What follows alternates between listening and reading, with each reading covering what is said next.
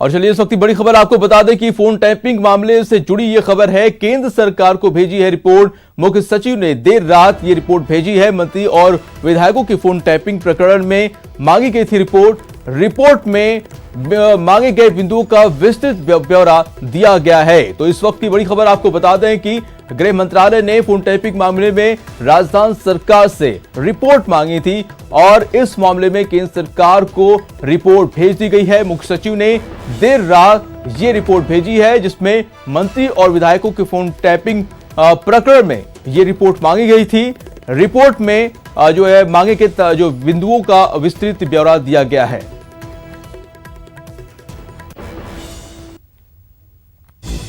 हम जानते थे कि निकम्मा है, नाकारा है, कुछ काम नहीं कर रहा है, खाली लोगों को लड़वा रहा है। मैं यहाँ बैंगन बेचने नहीं आया हूँ, मैं यहाँ कोई सब्जी बेचने नहीं आया हूँ, मैं मुख्यमंत्री बनाया हूँ। 24 तारीख को रेस्पोंडेंट हमको रेस्पोंडेंट बना दिया है और 24 तारीख को फैसला सुनाएंगे।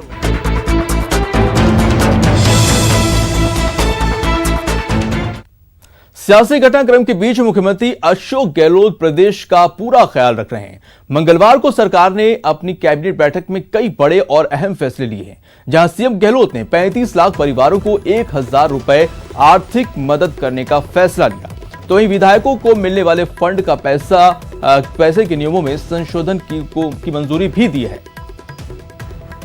तो गहलोत कैबिनेट का ये बड़ा फैसला, जिसमें आपको बता दें कि 35 लाख परिवारों को 1000 रुपए देने का फैसला किया गया है। लॉकडाउन में भी जो है 2500 रुपए की अनुग्रह राशि दी गई है। पर्यटन सेक्टर के लिए राहत उपायों का अनुमोदन किया गया है। रीको के माध्यम से उद्योगों को 220 करोड़ रुपए की राहत दी गई है।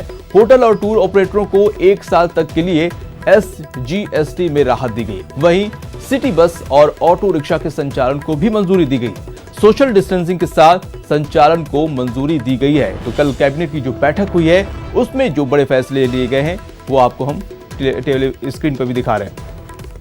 तो विधायकों के लिए गहलोत कैबिनेट का ये फैसला है और विधायक फंड का पैसा 2 साल तक मेडिकल पर खर्च करने का भी फैसला वापस ले लिया गया है। विधायक सालाना 1.25 करोड़ रुपए अपने क्षेत्र के विकास पर खर्च कर सकेंगे। 1 करोड़ रुपए मेडिकल सुविधाओं पर खर्च करने होंगे और कैबिनेट ने नियमों में संशोधन की मंजूरी दी है। तो मरुद्रा में जारी सियासी हलचल पर हाईकोर्ट से पायलट गुट को 24 जुलाई तक की मोहलत मिल गई है। हाईकोर्ट ने स्पीकर सीपी जोशी से कहा है कि आप 24 जुलाई तक अपनी कार्रवाई न करें।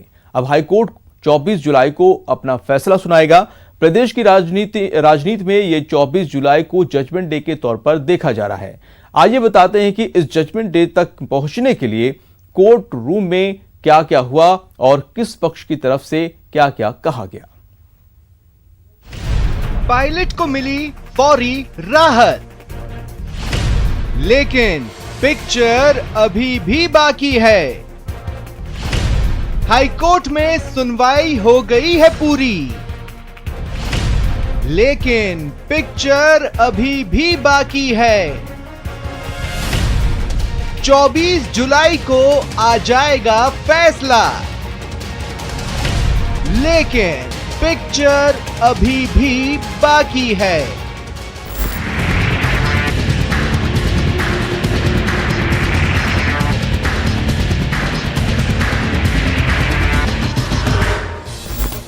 बड़ी शिद्दत से जिस फैसले का इंतजार हो रहा था, उस फैसले का ऐलान तो 24 जुलाई को होगा। हाँ, हाईकोर्ट ने इतना जरूर साफ कर दिया है कि 24 जुलाई तक विधानसभा अध्यक्ष कोई कार्रवाई नहीं करेंगे। 19 बागी विधायकों के खिलाफ स्पीकर कार्रवाई नहीं करेंगे। हमको पार्टी बना दिया गया, उन्होंने बना दिया लागू कर दिया हमारे को। बहस सुन ली हमारी और बहस सुनने के बाद में 24 तारीख को रेस्पोंडेंट हमको रेस्पोंडेंट बना दिया है और 24 तारीख को फैसला सुनाएंगे। क्या होगा 24 को पूरा फैसला कर देंगे, तब तक स्पीकर कोई कार्रवाई ना करे। हाईकोर्ट ने 24 जुलाई तक फैसला सुरक्षित रखने के दौरान जो कुछ कहा उससे सचिन पायलट को एक तरह से फौरी राहत मिल गई है। लेकिन इसका ये मतलब कतई नहीं है कि सियासी रण खत्म हो गया हो या ये फिर इसे खत्म होने की कोई पुख्ता दिशा मिल गई हो, क्योंकि हाईकोर्ट की ओर से जो कुछ कहा गया है उससे न किसी की हार तय हुई है न किसी की जीत। बस सीएम गहलोत और पायलट गुट इस निर्देश का अपने अपने हिसाब से मतलब निकालने में लगे हैं। राजस्थान का सियासी भविष्य 24 जुलाई के फैसले पर कुछ हद तक टिका हुआ है। और रही बात कोर्ट रूम की इनसाइड स्टोरी की, तो आपको बता दें, राजस्थान के सियासी रण के फैसले के लिए देश के कई दिग्गज सीनियर वकील हाईकोर्ट में पैरवी करने में लगे थे। पायलट गुट की ओर से जहां हरीश साल्वे और मुकुल रोहतगी जैसे वकील पैरवी कर रहे थे, तो वहीं स्पीकर की ओर से अभिषेक मनु सिंघवी जैसे दिग्गज वकील कोर्ट रूम में मौजूद थे। आइए बताते हैं इन वकीलों ने हाई कोर्ट की डबल बेंच के सामने क्या क्या दलीलें रखी। सबसे पहले बात करते हैं मुकुल रोहतगी की, जिन्होंने पायलट गुट की ओर से पैरवी करते हुए सवाल उठाए कि स्पीकर ने विधायकों को जवाब देने के लिए महज 3 दिन का ही वक्त क्यों दिया।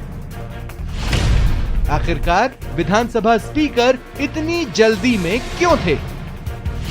दल बदल कानून था ताकि कोई पार्टी न बदल सके, फिर 19 विधायकों पर सवाल क्यों।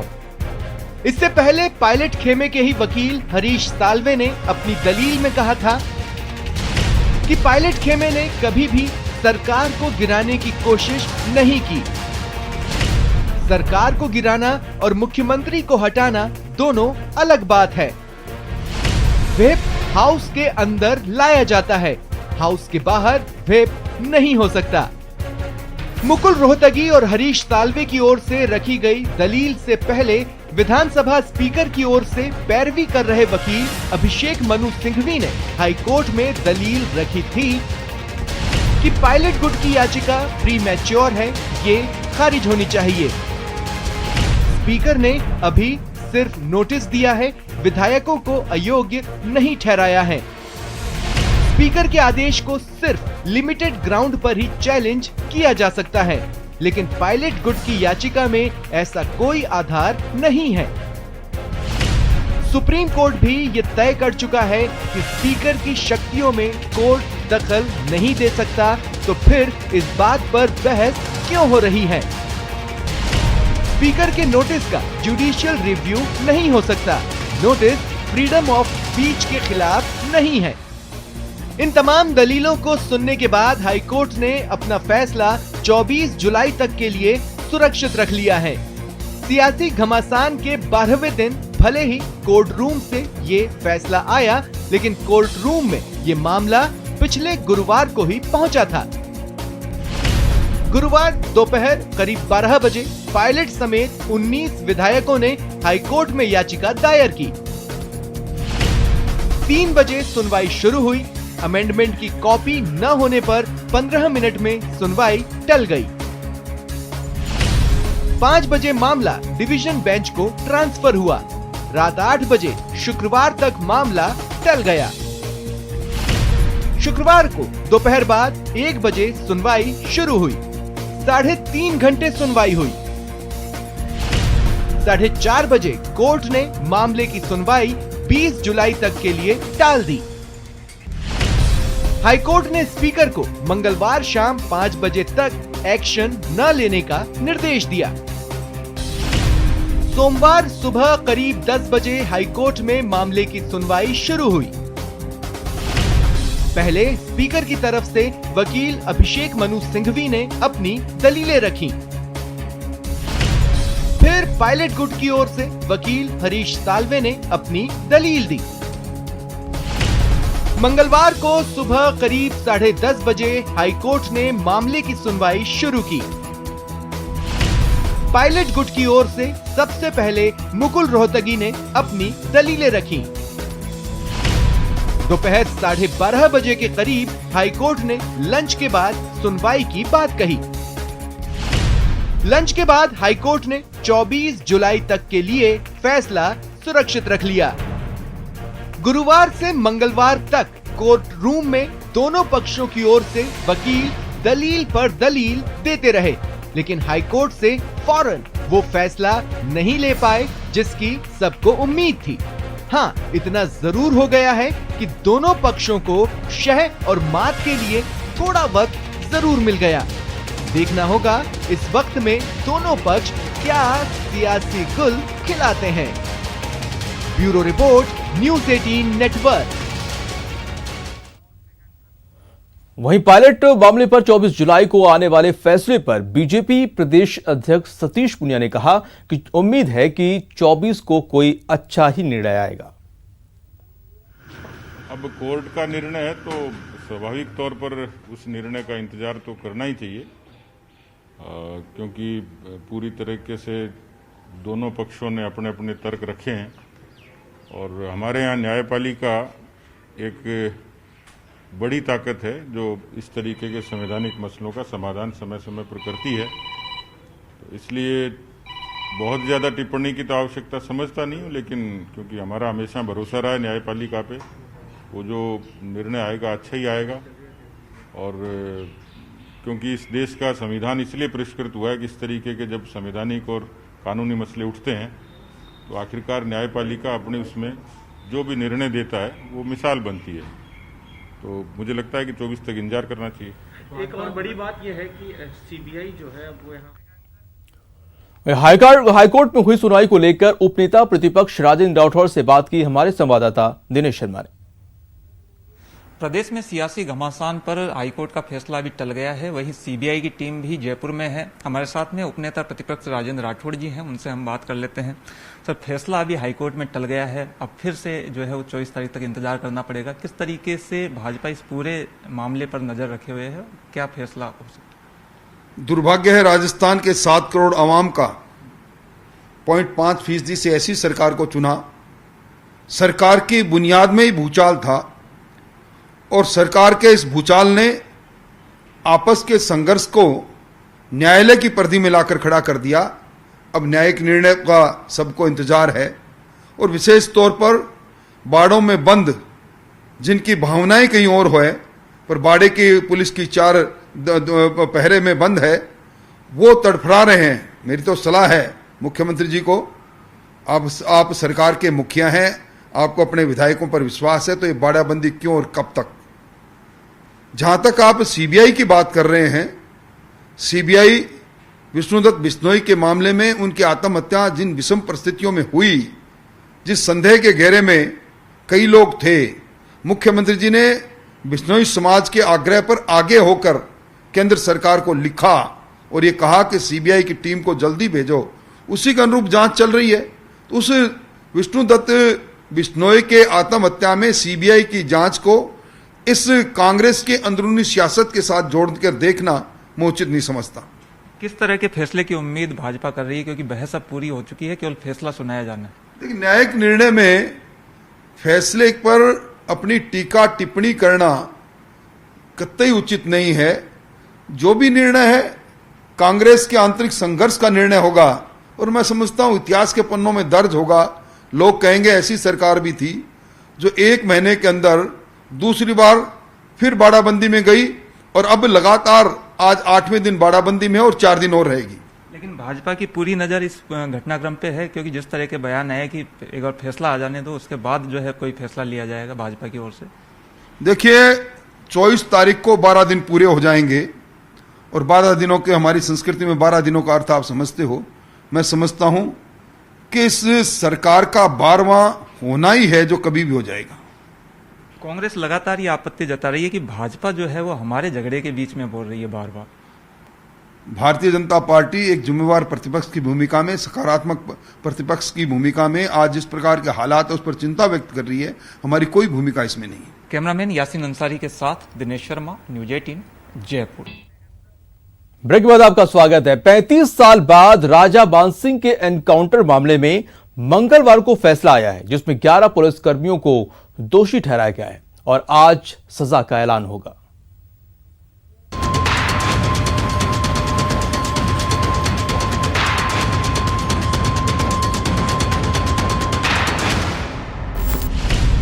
बहुचर्चित राजा मानसिंह हत्याकांड में आया फैसला। डीएसपी समेत 11 आरोपी दोषी करार। प्रदेश के बहुचर्चित और भरतपुर के राजा मानसिंह हत्याकांड में अदालत ने 14 आरोपियों में से 11 को दोषी ठहराया है, जबकि 3 आरोपियों को बरी कर दिया है। बुधवार को मथुरा के जिला जज साधना रानी दोषियों पर फैसला सुनाएंगे। 35 साल पुराने इस मामले की सुनवाई के लिए राजा मानसिंह की बेटी दीपा सिंह, उनके पति विजय सिंह मथुरा कोर्ट पहुंच गए थे। राजा मानसिंह की बेटी दीपा कौर ने अदालत के फैसले पर खुशी जताई है। 11 लोगों को 148, 149, 302 में सजा सुनाई गई है।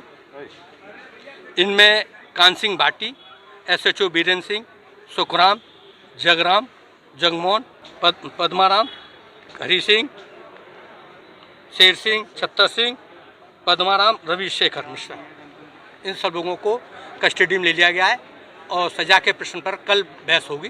11 लोगों 148, 149, 302 में जो फैसला आया है, हमें खुशी है कि न्याय तो मिला कम से कम 35 साल के बाद। मेरे को ही खुद नहीं, हमारे परिवार में बल्कि पूरे राजस्थान के जितने भी जनता है जो स्वर्गीय राजा मानसिंह से लगाव रखा है, उनको भी न्याय मिला। वहाँ पर डिस्ट्रिक्ट जज के यहाँ आया तो डिस्ट्रिक्ट जज पे इतना टाइम नहीं था जो हमारे केस के लिए पूरा देता, क्योंकि गवाह ज़्यादा थे। 61 गवाह हमारी तरफ से हुए और जब भी फाइनल होने को आया कि जज का ट्रांसफर हो जाता था, फिर वो केस शुरू से शुरू होता था। इसलिए इस केस में 35 साल हो गए। अब जाकर के पूरा हुआ और आज फैसला सुनाया। देरी से ही सही, लेकिन एक दिन राजा मानसिंह जी को न्याय जरूर मिलेगा। 21 जुलाई 2020 में मथुरा सेशन कोर्ट की तरफ से 11 मुलजिमों को दोषी करार दिया गया एवं 3 मुलजिमों को बहाल किया गया। राजा मानसिंह की बेटी और पूर्व पर्यटन मंत्री कृष्णेंद्र और दीपा के आग्रह पर यह मामला उत्तर प्रदेश की मथुरा न्यायालय में ट्रांसफर किया गया था। आइए बताते हैं क्या है ये मामला। राजस्थान में साल 1985 में असेंबली चुनाव के दौरान तत्कालीन मुख्यमंत्री शिवचरण माथुर अपने प्रत्याशियों के पक्ष में लगातार चुनावी सभाएं कर रहे थे। उन दिनों डीग असेंबली सीट से भरतपुर के राजा मानसिंह इंडिपेंडेंट चुनाव मैदान में थे और उनका काफी वर्चस्व भी था। 21 फरवरी 1985 को तत्कालीन मुख्यमंत्री शिवचरण माथुर अपने प्रत्याशी के समर्थन में डीग में चुनावी सभा को संबोधित करने आए थे। कहा जाता है कि मंच से मुख्यमंत्री ने राजा के बारे में कुछ बातें कही। उसी समय जब मानसिंह को ये पता चला तो वो अपने समर्थकों के साथ मुख्यमंत्री के सभा स्थल पर पहुंच गए। बताया गया कि उन्होंने अपनी जीप से टक्कर मारकर मंच को धराशायी कर दिया था। इसके बाद मुख्यमंत्री को सभा बीच में ही छोड़कर जाना पड़ा। मुख्यमंत्री के मंच को तोड़ने के दौरान मचे घमासान में गोली लगने से राजा मानसिंह और उनके 2 समर्थक सुमेदार सिंह और हरि सिंह की मौत हो गई थी। उम्मीद है 35 वर्षों के इंतजार के बाद 11 गुनहगारों को सजा सुनाकर अदालत पीड़ितों के जख्म पर मरहम लगाएगा। न्यूज़ 18 राजस्थान के लिए भरतपुर से प्रवीण शर्मा और मथुरा से नितिन की रिपोर्ट। और इसी के साथ इस बुलेटिन में इतना ही। नमस्कार।